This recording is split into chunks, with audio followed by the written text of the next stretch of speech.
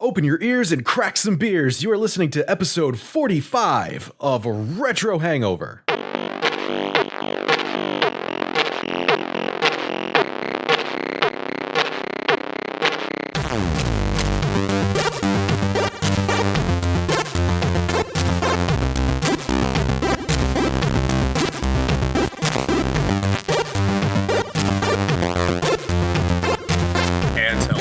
Once again to everyone on the internet over the streaming service of your choice, where we are just jolly, jumping jealously for no reason, jawing at Jules. Just say Genesis, damn it. This is episode 45 of Retro Hangover. I am your co-host, Chris Copleen, and I am joined, as always, by your host, Shane Dick Dragon Blast Processor Koski.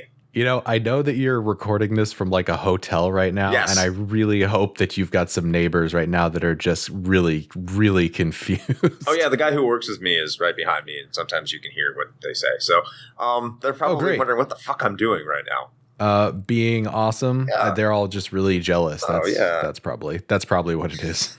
So, how are you doing, Shane? How have you been? Man, fuck Amazon. Yeah, fuck them. I'm just gonna open with that because God, I'm so irritated right now, man. I don't, you know what? I don't want to take up a whole bunch of time on the episode going off on a tirade or whatever, but dude, ever since they stopped leveraging like USPS and like FedEx and whatever for their deliveries and started doing like whatever this private contract bullshit is they do, their delivery sucks. And I guess this is not everywhere, but we have had almost half a dozen different incidences out at my house for Amazon deliveries. And today has just been like the icing on the cake. Not only did the driver fuck my lawn up with his van, but he also threw an empty envelope over my gate and left as if that was not, problematic in any way. So not only did I not get the item that I ordered, but also now I have to file a property damage claim with Amazon, which, is my idea of a really good time. So just Jeff Bezos, if you're listening to this, you can go fuck yourself. You'd probably say that's what you get for living in an area that eats gator raw. Well, you know what? I really don't have anything to come back with on that because he's probably right. But still. Yeah, fuck Amazon. That's why it's on fire right now, is because they can't get their delivery service accurate. It's topical and kind of depressing. Yeah, it's Amazon.com's fault. It's all their fault. Did someone just buy a soda behind you? What's going on? It's just the sound of this room. It's haunted, I think, maybe. Yeah. Great. That's what I do. Fantastic. Yeah. Did you have to pay extra for that, or is that complimentary? The haunting? Yeah. It costs, it's a $15 premium per night. Oh, wow. Yeah. Well, I hope it's worth it. Yeah. But at least you get a discount if you make the ghost moan. So moving on, what have you been up to? Because I didn't even talk about like what I've been playing yet, but we'll talk about whatever it is you're doing because I'm just still pissed off about item deliveries. Okay. So briefly, I'll just talk about what I'm playing, which is nothing, before I get into what I'm doing. So first of all, well, fuck it. I'm going to screw this all up. So I'm just going to say I'm in Birmingham, Alabama right now, traveling. So that's not what I'm playing. So I lied. So there's your bait and switch. But I'm in Birmingham, Alabama. Been here. You're playing a cousin dating sim. Yes. No. But just working on stuff. It's been kind of a rough week with the thing I've been working on here. It's not a bad thing, but it's just rough work, tedious work. And then I'll be back on Friday, and then I take right back off again on Sunday for Panama City, and then get back from Panama City, then fly back out to Memphis, get back from Memphis, and then apparently go to Washington, D.C. So I don't know where exactly I'll be by the time this episode releases. I have no idea. So there you go. It's an interesting time. But we need to start like a podcast listener game of like where in the world is Chris Right. And then if by the time we get there, it's going to stabilize and I'm not going to go anywhere. So it'll be extremely boring. It'll just be Jacksonville every week. Well, I mean, I guess at least it'll be easy. So you really haven't had time to play anything because you've been just all over the place. Yeah, for the most part, just because, I have college too. I got to keep up with. I'm still doing that thing and I will probably for another year, which is depressing. But I have been playing. I started playing Final Fantasy IV again for the Game Boy Advance. And oh, nice. I played some Phantasy Star last night. I'm considering just doing random pop-in streams on our Twitch channel from time to time, mostly just to populate our YouTube channel with some VODs. So if you happen to see we're live sometimes, it's probably just me fucking around if it's not on a Sunday stream, just because I probably won't be in town for Sunday streams for the most part anyway. But we'll see how it goes, and it's just more of an experiment and see if it's worth anything. But other than that, before I left, I played a little bit of Final Fantasy 15, and that's coming to a close. I fucking hope, because wow, did that game get off the rails in the later chapters? So, yikes.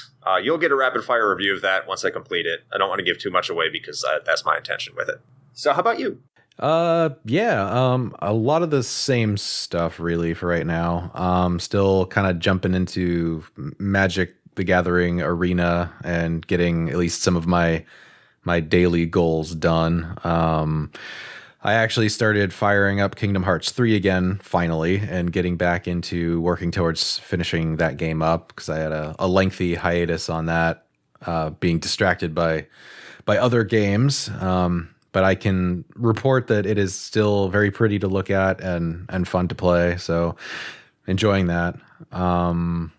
Let's see. Other than that, I'm close to finishing up Moonlighter. I think a couple episodes back I'd mentioned I started playing that. It was free on the Epic Games Store several weeks ago.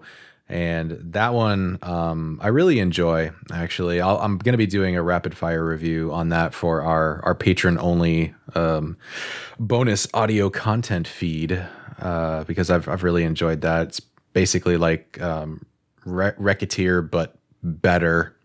So, and yeah, man, just keeping up with my couple of regular mobile titles, and that's about it. I think I'm getting dangerously close to starting World of Warcraft Classic. I actually have a friend of mine now that is going to be joining in, and we're going to be leveling characters together. So, now I've been enabled. So well, it was nice knowing you, Shane. It's downhill. Yeah, it's downhill from here. This just so you know, it's probably the last episode of the Retro Hangover podcast. Been replaced by Shane Plays WoW. And thank you for joining us for all these episodes. We appreciate it. That's right. Yeah, you can just find me on Twitch, just streaming WoW leveling for the rest of my life. Retro WoW over. Yeah, it'll be a good time. Yeah. So Chris, what are we talking about this week? Oh, yeah, it's kind of a pretty big topic. It's another anniversary episode. It's another video game system. So, yeah, we're celebrating the anniversary of a legendary system. Also a system that is very topical, regardless of the anniversary, because it has a mini console coming out. This week, we are going to be talking about the ever-immortal Sega Genesis. I've never heard of it. I don't know. Yeah, not many people who have, especially millennials like you. So, but we can talk about it. I suppose we can, or at least you can, because I don't know anything about it. So why don't you give our fine listeners a brief history on this supposed Sega Genesis?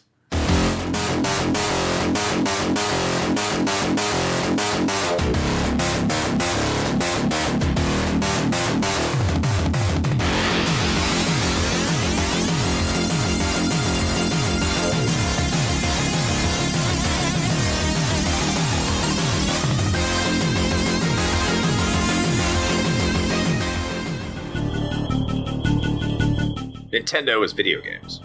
Video games are Nintendo. This was essentially reality in 1989. The Nintendo Entertainment System saw huge success in Japan and North America following its 1983 and 1985 release, respectively. Its competitors were only seeing any sorts of success in Europe and Brazil, gaming markets that just don't hold the same influence towards development towards console games as they do in North America and Japan. North America was king, and there was no foreseeable change in rule in the horizon. Or maybe there was. Sega had managed to have the leading console in Europe with the Master System, and they were widely renowned in the arcades. Their library had potential to crack the wall that Nintendo had built, and it wouldn't be long before Nintendo's draconic publishing deals would be proven to be illegal, opening the door for third-party publishers on other consoles. It was time for the 16-bit revolution to begin. The Sega Genesis, called the Mega Drive pretty much everywhere else, started development in 1987 as a response to the success of NEC's PC Engine, a console with two 8-bit processors, with the impression that it was a 16-bit console. It was far more powerful than their Master System. Sega decided to utilize their Sega 16 arcade board as a template for their home console, a true 16-bit processor that would bring their most recognizable and popular arcade games to the masses. Games like Altered Beast and Golden Axe could soon be playable and almost arcade-perfect in your home. To accomplish this, Sega would incorporate the then-powerful Motorola 68000 as the main CPU, coming in at a whopping 7.6 MHz, while using the Zilog Z80, the same processor used in the Master System, as a secondary processor to handle sound along with the Yamaha YM2612 sound chip. In June of 1988, Sega would first announce the system in the Japanese magazine Beat, under the development name of the Mark V, an homage to the series of systems that included the Master System. After deciding that the Mark V wasn't a strong enough name, Sega would change the name to Mega Drive, with the name becoming Genesis in North America. Later that year, in October of 1988, the Sega Mega Drive would launch in Japan, alongside Super Mario Bros. 3. This bad luck was certainly foreshadowing, as the Mega Drive would only go on to sell 400,000 units in its first year in Japan, and would continue to struggle in its home country, selling less consoles than either the Super Famicom or the PC Engine over its lifespan. As many of you know, Sega's lack of success in Japan did not dissuade them from pursuing other markets. Initially slated for a January 9th, 1989 release in North America, Sega had to delay because they had no marketing department. After shedding the toy truck company Tonka, Sega went to Atari to see if they would take over marketing and distribution in the region. Atari decided to decline on the basis that the cost of the console was too high. Sega eventually decided to go it alone, and on August 14, 1989, the Sega Genesis was officially launched in New York and Los Angeles with 8 games. Alex Kidd and the Enchanted Castle, Altered Beast, Ghouls and Ghosts, Golden Axe, Last Battle, also known as Fist of the North Star, Space Harrier 2, Thunder Force 2, and Tommy Lasorda Baseball.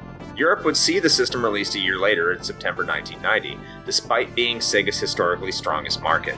Despite having an aggressive marketing campaign that used celebrity licensed games like Michael Jackson's Moonwalker and Joe Montana Football, and an unforgettable slogan of Genesis does what Nintendon't, the Genesis didn't see immediate success, selling only 500,000 units in its first year. The target for that year was 1 million units. In 1990, Sega of America came up with a plan: cut the cost of the console, create an American development division, continue aggressive advertising, and bundle the Genesis with a plucky character known as Sonic the Hedgehog.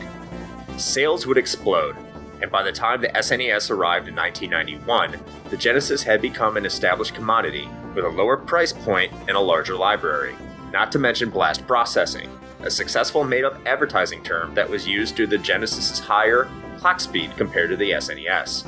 The console war had been born. Sega would outsell the SNES in North America for 4 years in a row until a little game called Donkey Kong Country crashed the party. The Genesis, or Mega Drive, would remain in production until 1999, with sales approximating at 35 million units. Due to its lack of success in Japan, Sega couldn't truly claim victory in the 16-bit console war, but they did show that other parties could enter the market and claim success, and radically change the face of the console landscape forever. And that is your brief history of the Sega Genesis. All right. Well, thank you for that brief history, Chris.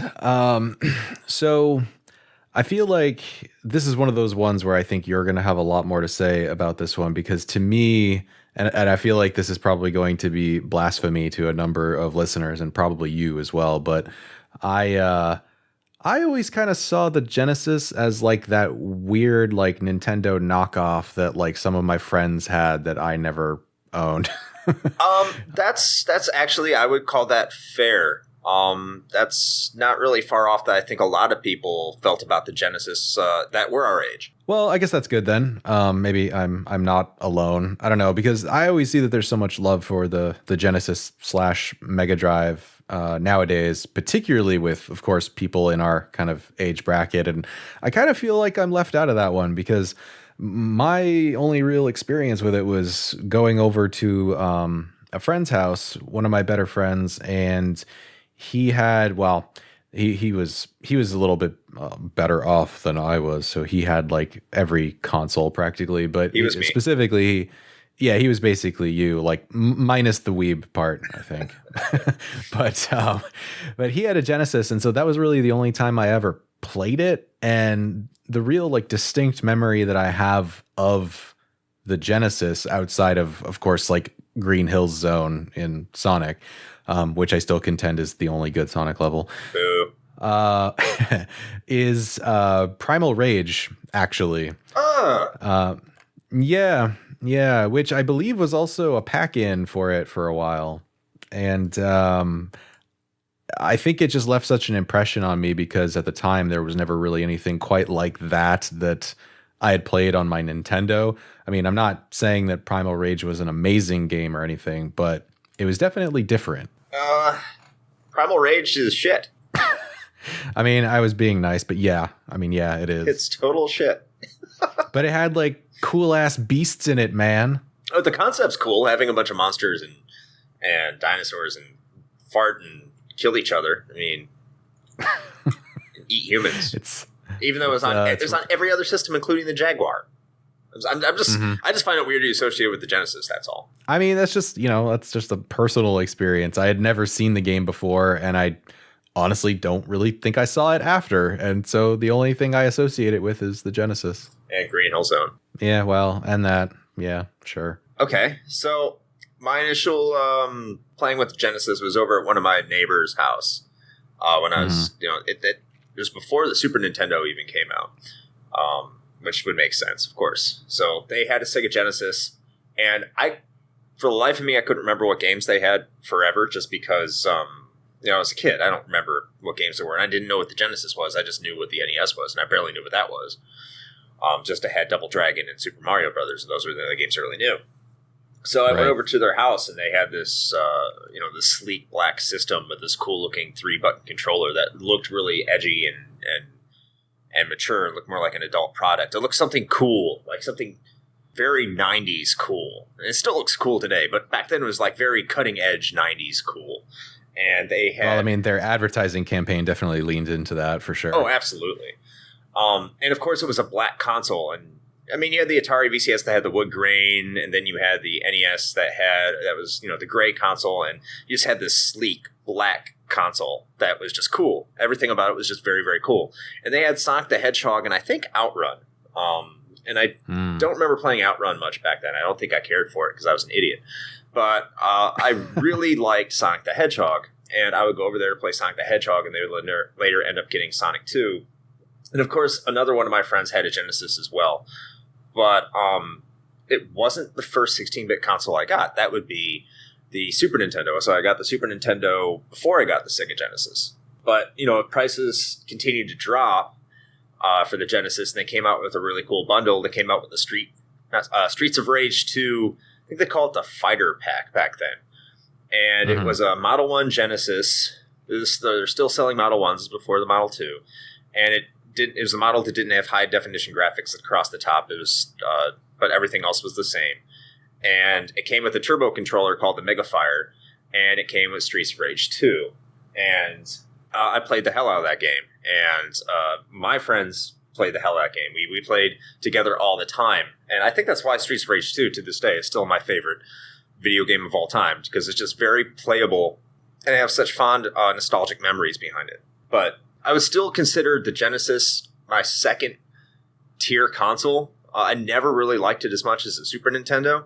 And just the general feeling of a lot of people our age is that's kind of how we felt growing up. You talk to a lot of people today in their early to mid 30s, and it was very much the Super Nintendo that was the console of our generation, is what we identified with.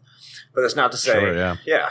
But that's not to say I didn't love games like like the Sonic series, which I know you hate because Sonic 3 is amazing, and I don't care what you think. You're wrong if you think otherwise. Sonic 3 and Sonic 3 Knuckles are amazing games.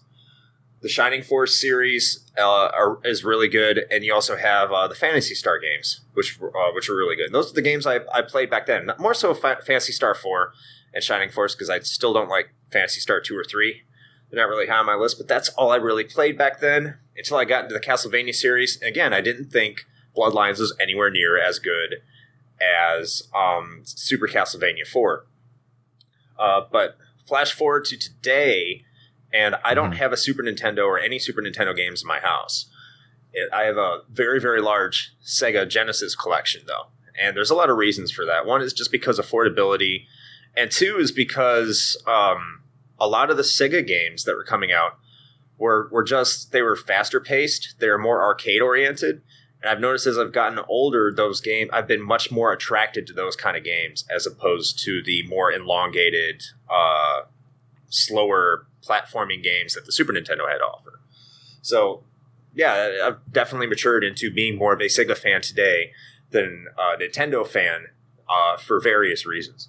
Yeah, no, I get you. And I mean, I suppose the notion that the Genesis and the games that it had are overall like more fast paced is not only just the games themselves, but as you had mentioned in the history that, you know, despite the fact that the whole blast processing thing was absolutely just a total horseshit marketing term that they could throw into their edgy 90s commercials to try to sell the system, it was at least rooted in some fact.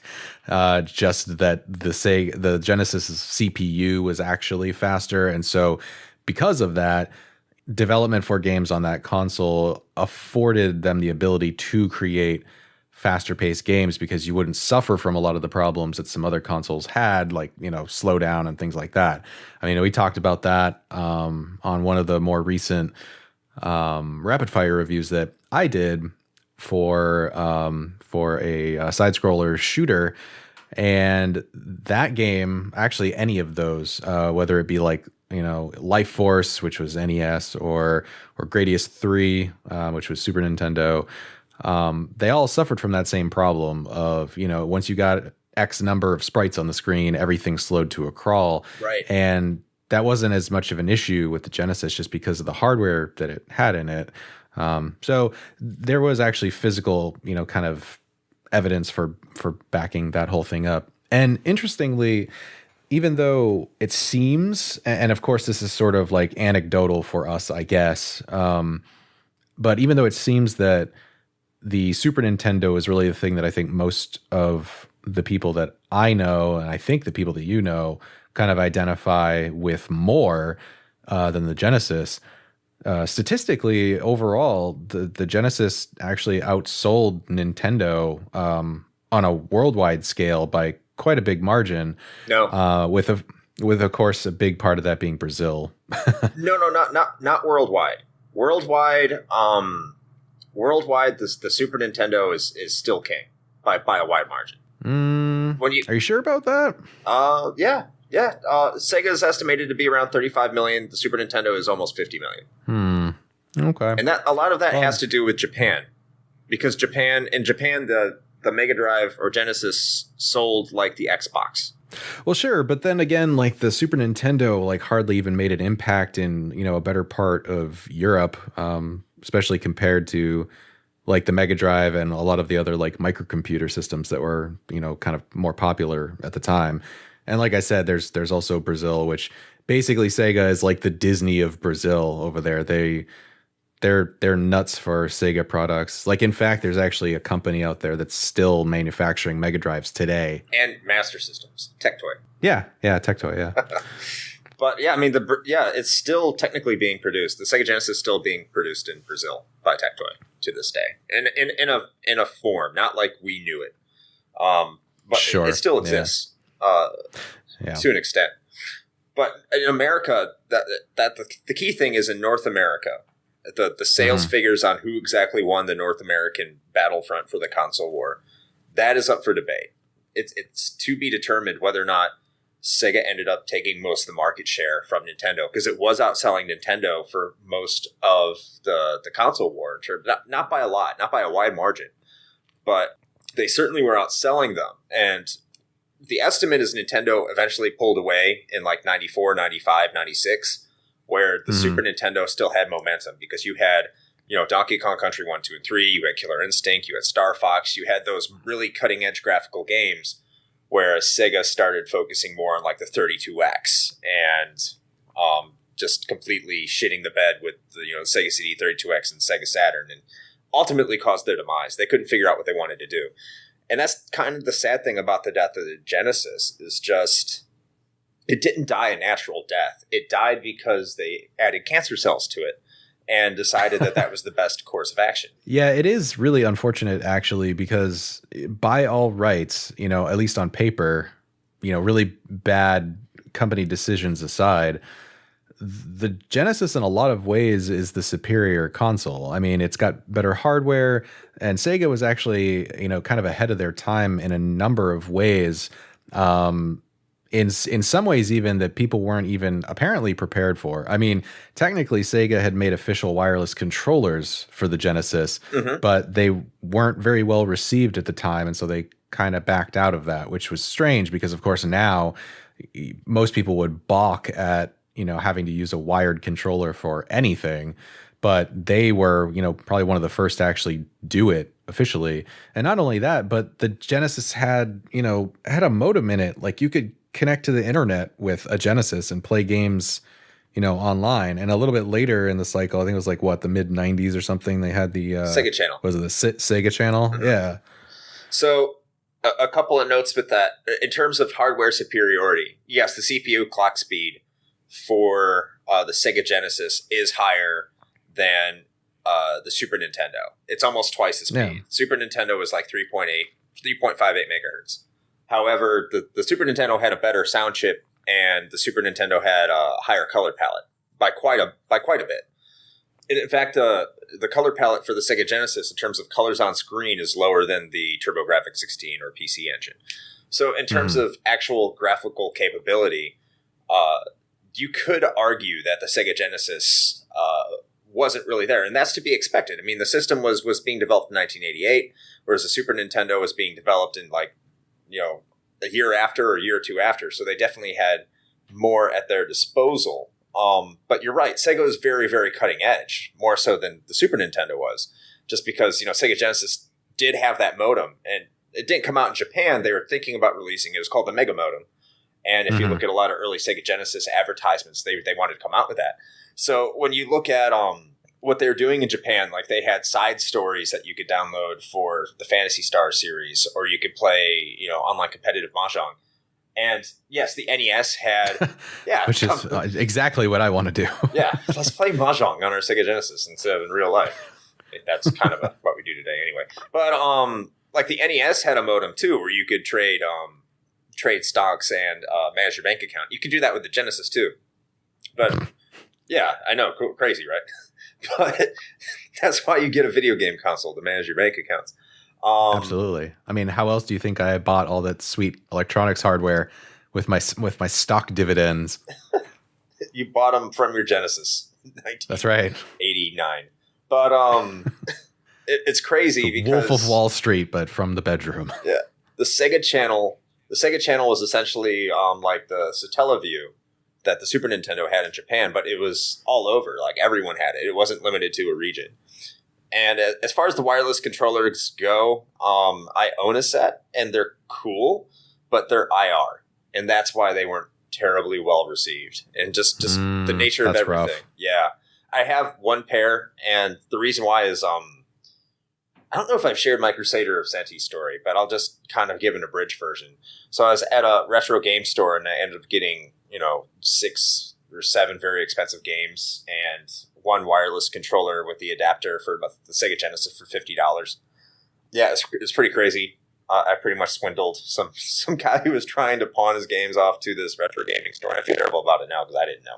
But in any case, I saw that there, and they had both controllers, and the adapter, and I was like, you know what? I don't need both controllers. I just need one controller, not realizing that they all come together in a set because I was just getting collecting at the time and I was an idiot. So I have one controller from that set, and there's a switch on the back so you can actually have two people play at the same time. And it's still functional on a Sega Master System, which is crazy awesome. Yeah, no, that is pretty cool. Although, yeah, I guess the IR thing, that I can see why that would actually kind of suck. Because, like, I remember this was several years ago. I picked up, what was it? I think the Retron 3 at the time. Yeah, because the 5 hadn't come out quite yet.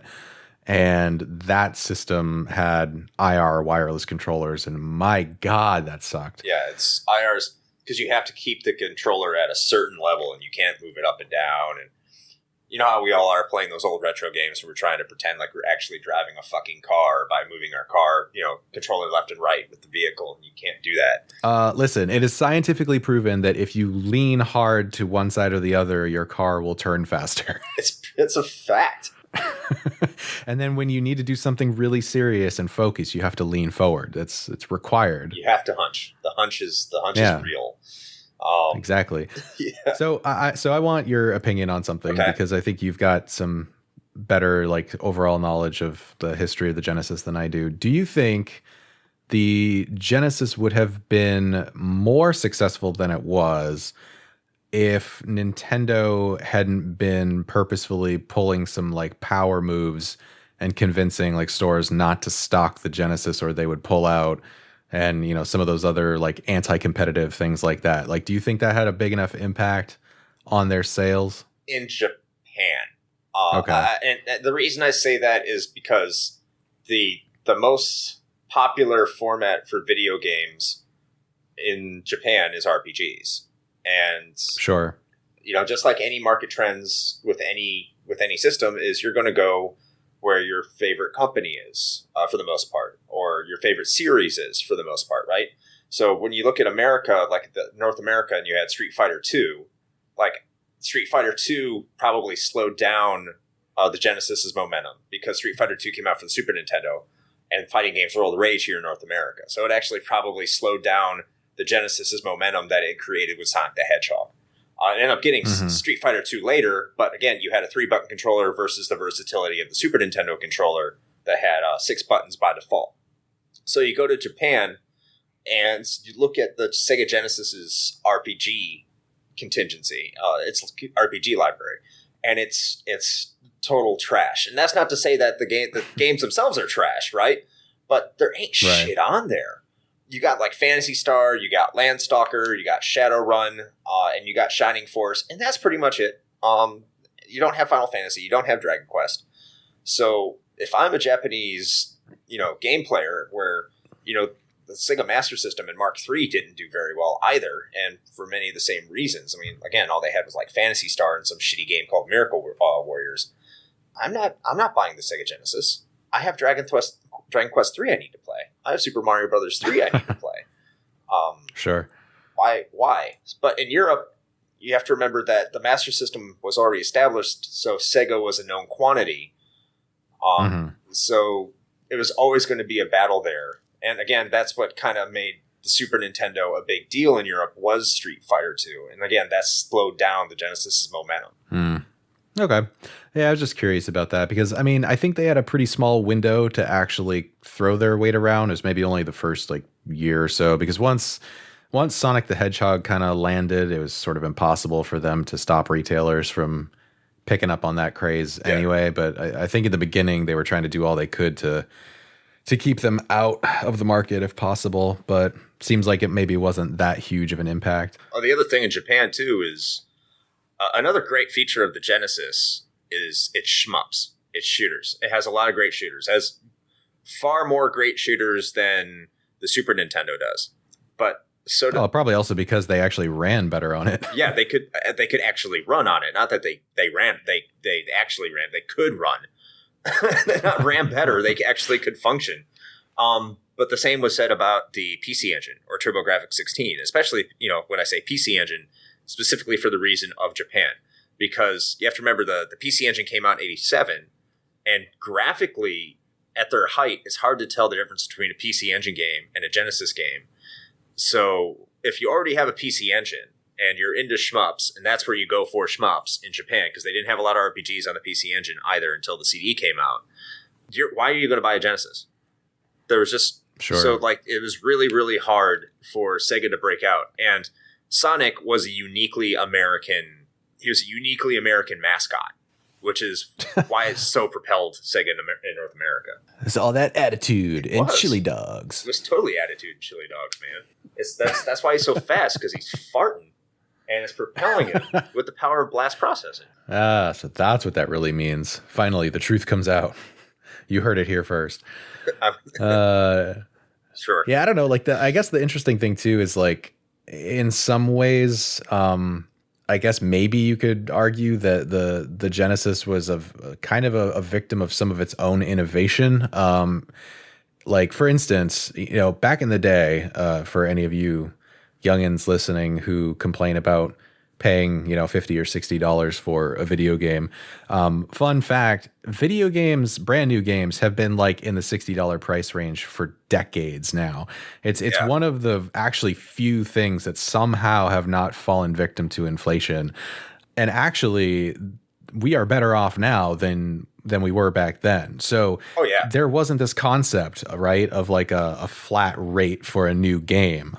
Games were instead, they were kind of priced on kind of what was under the hood for it. And so it was very power. Right. So it was like a variable thing. Some games okay, great. You'd pay like $59.99 for it at, Sears or whatever.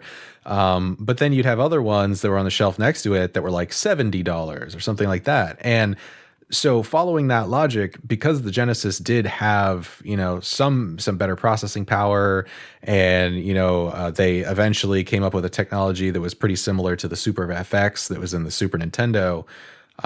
It gave them the ability to do some pretty basic 3D stuff, right? Like a lot like, Star Fox or something like that. You ended up with games when they released new for the Genesis that were like $100 a piece, and that's not even like a collector's edition. You didn't get a cool ass statue with it. Like that was just the fucking cartridge. You're talking about virtual racing. I am, yeah. Virtual racing was like the only one that really ever utilized that tech, by the way, on the Genesis, and that was pretty much it. But that retailed for $100. Phantasy Star 2 was also $99.99 upon release. Yep. Which you think about it now, and that's crazy. Like I would never pay $100 for a new game unless I was getting, I don't know, an ornamental helmet with it or some shit. And that's in today's dollars.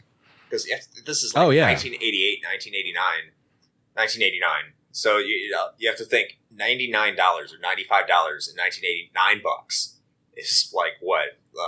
Like maybe 180, almost $200 today? Yeah, it's crazy. I mean, I think we brought this up too when we talked about Super Nintendo stuff where, I said that I now understand why my parents, maybe only bought me like one or two games for Christmas, because back then that shit was expensive. Oh, and that's why probably places like Funkoland were so much more valued back then. I mean, there's still value today, but like getting a game for $20 back then was a much bigger deal than say today, where the difference between 60 and 20 isn't as much. Still not a small difference, but it's not as much. Sure, yeah, no, absolutely. So, what do you think was the key to the Sega Genesis's prolonged effect in North America, Shane? Like your personal opinion, because I've said it kind of previously in a previous episode, and I'll say it again. But 4 straight years, Sonic came out in 1990, kept on outselling until 94, so it had to have some sort of propelling reason why it continued to sell. I feel like this is a test now, because you said that you've already said it before, so now I'm supposed to like remember what you said. This is your opinion. This isn't a quiz, motherfucker. Just say why you think it happened. Why? I mean, I'm probably horrendously wrong, but I mean, I suppose there could have been a number of reasons. I mean, to be fair, there were like several different variants of like the Genesis / Mega Drive, right? Like I think just in North America there was like what, half a dozen, 5, 6, 3 different variations. 3. I think it was 3. How are you counting 3? I'm not talking like just Genesis like 1, 2, and 3. During its I'm talking like then 4. Well, you've also got like the CDX, so 4, right? Okay, so you had the Genesis 1, but are you talking strictly Genesis, or are you talking about things that could play Genesis games? No, like also things that could play Genesis games. That were mainstream? Maybe not necessarily mainstream, but they were like released in North America. Okay, so all right, so you have the Genesis 1. I'll take everything I know that can play Genesis games that was released in North America. To my knowledge, I might miss a couple because it was weird back then. You had the Genesis 1. You had the Genesis 2. And you had the Genesis 3 was released in like 97 or something, which wasn't made by Sega. It was made by Majesco. And it was released after Sega decided to discontinue it. You have the Sega CDX, which you can play Genesis and CD games, but not 32X games, contrary to what people say. No, the X is just on there because the letter X is cool, I guess. And then you have the JVC XI, also known as the JVC Wonder Mega, but it was called the XI here in North America, it was like the 32X, but the 32X was modeled after a Walkman, whereas the XI was just more of a standard kind of console. And there are several variants to the XI, but no one really cares about the variants. They just have one, and they break all the time too. And there's also the Pioneer Laser Active, which had modules that you could play your Sega Genesis games on. And I believe there was a Sega PC that you had a module that you could play your Sega Genesis games on as well. Okay. Well, see, then if that's the case, like the stuff that you listed, there's actually more than that then, because what I was kind of referring to was mostly you had, of course, the OG, right? Yeah. Then you had the updated one that was like a lighter model, which is kind of the Genesis 2. You had like a CDX hybrid console, right, that could play Genesis carts and Sega CD discs. Yeah. You had the Genesis 3, and then you also had a portable Genesis player that was the Nomad. Yeah. Nomad, yeah. Yeah, I forgot about the Nomad. Yeah, so that's what I was talking about. But then, yeah, like you also had a shit ton of other ones, right? Because then in the mid-90s, like Sega just started allowing third parties to produce their own weird shit. Like, I mean, that's how you ended up with things like a Mega Drive combined with a boombox. That wouldn't surprise me if that was a thing.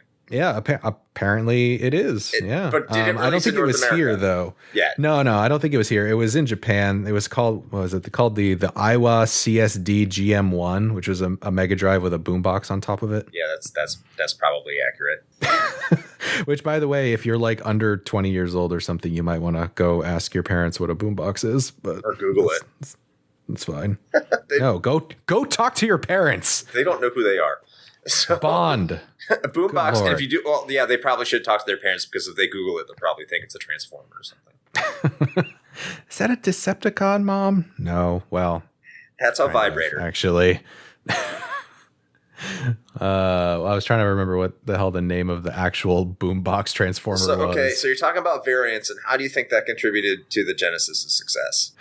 Well, if you're talking about longevity, I was just thinking that perhaps that had something to do with in maybe public perception of keeping it, maybe fresh in people's minds, if you had different revisions, because I think there was, I would probably argue that was less of a common thing back then to have like multiple hardware revisions of the same system. I mean, at least in my experience, because like as far as I was aware, something like the Super Nintendo, the SNES is just the damn SNES, and there was not really much different. Now, to be fair, I know that there were at least a couple different things, but so I if I'm spitballing, I would think that maybe that had something to do with giving it a little bit more like shelf life, maybe. There is definitely something to be said for their marketing campaign. Like, as much as we kind of poke fun at it now, their marketing was amazing. It really was. And it was 100% a product of the time, but it worked exceedingly well, right? Because the Nintendo was always, and this is not a negative thing, but they always were, and to this day still are, very much, framed as the family-friendly gaming company. And that's fine. And personally, I love them for filling that space, because if I need to have like, a warm and fuzzy gaming experience, I know I can bust out my Nintendo. It doesn't date itself. No, it doesn't. No, not like the Sega commercials. No, definitely not. Or me when I'm in or that. Although maybe I don't want to know more about that. What? What? But although, to be fair, though, Nintendo kind of had some answers to that marketing campaign that also dated themselves pretty badly. But but no, like I think their marketing campaign was a really big success, especially here in North America, kind of taking that empty spot of we're the older, edgier cousin to Nintendo, and we're going to let you play all those games with blood and stuff that, like, you know, Mama Nintendo doesn't want you to play, worked out really well. I'm not sure that that would fly today. It depends on how they did it. Like, you're right. It's a product of the times, right? Because when you're advertising Doom, like the new Doom, it's about how edgy and gritty and how over the top it is. And people love that. Yeah, but I feel like a lot of that is purposefully tongue-in-cheek, though. And I don't think the Sega marketing campaign was. I think they were legitimately like, nah, man, like, we skateboard and drink soda. Like, we're cool as shit. And your TV explodes and you drink Mountain Dew. Yeah, you'll get blown back in your recliner.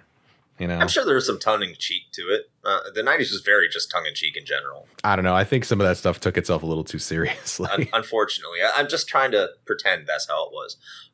Sure, yeah. But I think you really hit the nail on the head with the advertising. And it applied more to Sega. It was more fitting with Sega. Because Nintendo did try its edgy advertising campaign with, like, Play It Loud.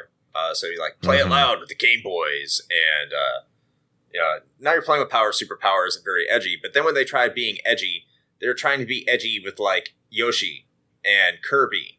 So you're trying to get this really Gen X grunge things with a pink fluff ball or a green dinosaur, and it's way too contrasting. Whereas opposed, if you're trying to be edgy with a blue hedgehog with Toad, or if you're trying to be edgy with, you know, Vector Man, which is this green thing made of with balls, then you can kind of do that a lot easier than you can with a monkey. So, yeah, like they're much more edgier, grittier campaign, just applied more. It's just look at shooters. You can do that easier with shooters. That and the fact that Sega Genesis games, just for the most part, in my opinion, on the average, are just darker, more black, brown and gray type of games, whereas Nintendo, and that's a lot because their color palette of colors they can display on screen was also lower. But you had Nintendo, which was bright and colorful. So, like, you look at Earthbound, this game stinks. We're edgy. Look how bad this game is, and it's a colorful, kid-looking game, and you're just like, this doesn't make any sense. Yeah, I think the other part of it too was that we were all very much aware that Nintendo's edgier marketing campaign was just like, it was painfully obvious that it was just a response to Sega. And I think that's kind of what dragged it down as well, is that it like the perception of it was just, oh, okay, yeah, we know what you're doing. Hello, fellow children. Yeah, exactly. Like, oh, play it loud, right? Okay, because, you know, Sega's got their thing, and so now you're trying to respond, and I think a lot of that just ended up falling flat. I mean, it's super entertaining to go back and look at now, you know. Yeah. But as far as like a successful marketing campaign, I don't know. I think they were like, you know, a little late to the party. Oh. Yeah, they were definitely playing catch up, and that was evident. You know, as soon as Sonic released, I think Nintendo was caught off guard, and I think they thought they were infallible, and they could not screw up. And people, they absolutely did. They were Sony when the PS3 released. They were completely caught with their pants down, and did not know what to do. And they were playing catch up ever since, and they had declining sales for every console up until the Wii. Yeah. I mean, of course, it's easy to, you know, be like armchair CEO now, several decades later, looking back on it. But I would think that they might have been better off, instead of trying to adjust course and catch up with Sega. I really think that they would have been more successful just leaning harder into what they already were doing and what they knew well. And I actually, that's one of the things that brought them back around once you got to, like, you know, the Wii era. We talked about this in one of our previous episodes, where that was kind of a big turning point for them, but it was also part and parcel with them really doubling down on their identity as like the family-friendly game company. Well, I also think that Sega's advertising, and we say how great it is, and Nintendo's refusal to really be Nintendo. And I think also Nintendo being Nintendo also contributed to their downfall, much so in the Nintendo 64, during its lifespan, and especially the GameCube time span. Because, I mean, look what happened to them with Wind Waker. and how much it got slammed at the time, and Sunshine and all the GameCube games. So, like, when you say Nintendo being Nintendo, yes, you're right. Probably in the early 90s with the Super Nintendo that would have worked, but eventually that kind of hurt them. But what we saw with Sega and the way the Genesis was really advertised is it grew up with the audience. So you had an audience that was weaned on the NES, and then Sega was advertising to the people who grew up with the NES, who got the NES as kids in 1985 and grew up with them. And then when they completely botched the Saturn 32X mid-90s and completely lost their market share, you saw that got picked up by Sony, and they became your edgy marketing campaign that was very topical and appealed to older teenagers that had grown up with later NES and the Sega Genesis. And now they picked up that audience by maintaining that same kind of more edgier, topical, popular kind of advertising campaign. And that's what we mean, like when we said Nintendo could not keep up. Nintendo thought that it was just kids going to play games, and they never focused on doing that turnover to the older generation for quite some time. And it was definitely a huge matter of like right place, right time for Sega, and luckily they made a lot of the right decisions to kind of make that work. So I feel like this is a foregone conclusion, but I'm going to ask it anyway. Do you feel like the Genesis library is still something that people could go back to and get a lot of enjoyment out of today? Mr. I own all of them. I don't own all of them at my house. I don't own a lot of them, okay? I only have like 150, I think, Genesis Okay, games. Only 50, sure. Yeah. 150. Okay. 150. Yeah, most of them are sports titles, so they're worthless. And before I get to that, let me just say that's another reason the Sega Genesis, was kicking the shit out of the Super Nintendo for a while. NHL 93, NHL 94. Okay, do I need to say anything else? Yeah. John Madden Football, Mutant League, like the sports games on the Genesis in North America. You talk about a driving force, like Electronic Arts, like.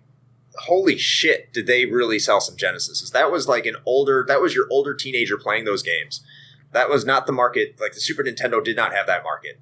So yes, back in the day when seeing the EA logo and hearing EA Sports, it's in the game, was actually something you looked forward to. Yeah, back when they took out full print ads and asked, can a video game make you cry? And they weren't talking about the amount of money you had to spend on DLC to get the full experience. That was another driving factor. And really quick, because I mentioned in a previous episode, I think one of the reasons, before I get to Is It Worth It Today, which we all know the foregone answer to that, is that the Genesis, compared to the Super Nintendo, was releasing game after game after game after game. Every single month for the Genesis, there was some game that you didn't need to get, but you could get, and you could see yourself playing. So while the Super Nintendo for a while was releasing, very high quality games, they're releasing A+ games. And I'm even going to say this isn't a completely original thought. If I had the source that had it, if I had credit I could give, I remember who I got it from, I'd give credit to it. But and I stand by what they said. The Super Nintendo had A+ games. So like Super Mario World and The Legend of Zelda and Super Metroid, but they were spaced out so long, like this Nintendo trademark for a very long time, where games were just drip to you in a slow space over much time. Sega would have a game all the time, and they may not be A+ games. It might be B+ games or A- games, but it'd be B+, B+, B+, B+, B+, B+, over and over and over and over and over again. Whereas the Super Nintendo, you weren't getting that game all the time. So it's kind of like, would you rather have a decent beer once a week or have a really good beer once every 6 months? Now, if you like beer, you'd probably take the decent beer once a week instead of the really good beer once every 6 months and not have any beer any other time. So that's kind of why, the Sega Genesis, I think, really captured the hearts of older gamers, teenagers, prepubescents, as opposed to us as younger kids, because we were still focused on playing those games. Like Super Mario World. Well, I mean, and it's consistency and regularity. Getting your stuff in front of people over and over again in a much more rapid fashion. It's going to be in the forefront of their mind. So, of course, that's going to work out much better. So, back to your question before I went on my tirade. Yes. Is the Sega Genesis library worth it today? I would say absolutely yes. And I think it's one of the best consoles to collect for nowadays, just because it has such a robust library. You have plenty of classic games, and it is highly affordable compared to the Super Nintendo. You could also say the same thing about the PlayStation and the PS2, but you look at the graphical variations on those games, because the prices are still cheap for those, but you have the early polygonal, and then you have the kind of weird uncanny valley compared to what you have today. So when you really look, if you like 16-bit games, if you like that 2D aesthetic, the Genesis is the way to go, because you can still get tons of quality games for under $15, like mainline games that everyone played, that you won't have to shell out the big bucks for like you do with the Nintendo Premium. Well, I don't have anything to add to that, because you've pretty much covered it all, and I agree with you anyway. So you're the Genesis boy, so I'll let you have that one. Oh yeah, and the Sega Genesis Mini comes out this month. They're not advertising, they're not paying us, but it's really cool. So if you like the Sega, there's a chance. And please pay us, Sega, because we are shilling for your product. We'd love it. Yeah. And speaking of that, we mentioned at the beginning of the episode, but we also want to wish a happy belated 30th birthday to the Sega Genesis in North America. Uh-huh. That happened just recently. So again, North America, we don't care about the rest of the world, only North America. Yeah, that's right. We're a painfully Amerocentric podcast, and that's fine. The Painfully Amerocentric Podcast. That's actually a really good title. I should go register that URL before it disappears. Make North American gaming great again. That's what we do here at the Painfully Amerocentric Podcast. That's right. Gaming Amerocentric Podcast. I'm sorry. So I guess with that being said, probably about time that we're wrapping this bad boy up. So as we usually do, if you'd like to get in touch with us, you can do that by either reaching out on Instagram or Facebook. Or email if you'd like, which is podcast@retrohangover.com. You can also go and check out our Patreon, which is up and running. If you like what we do and you would like to get access to some bonus audio content that is exclusive to our patrons, you can donate at the 16-bit tier and get access to that immediately. As a matter of fact, at the time of this recording, we have another episode, our previous one, that's just about to come out in a couple days. And let me tell you, there is a lot of bonus content from that one in the form of a lot of outtakes, because it was an interesting recording session. So if you want to kind of hear some behind the scenes stuff, go check out the Patreon. You can get there by just visiting bit.ly/rhpatron. And of course, we still have the merch store available at bit.ly/rhpmerch. And Chris, do you have anything else to add before we skedaddle out of here? Blast processing. Great. All right. Well, until next time. Play with your 6 megapower joysticks.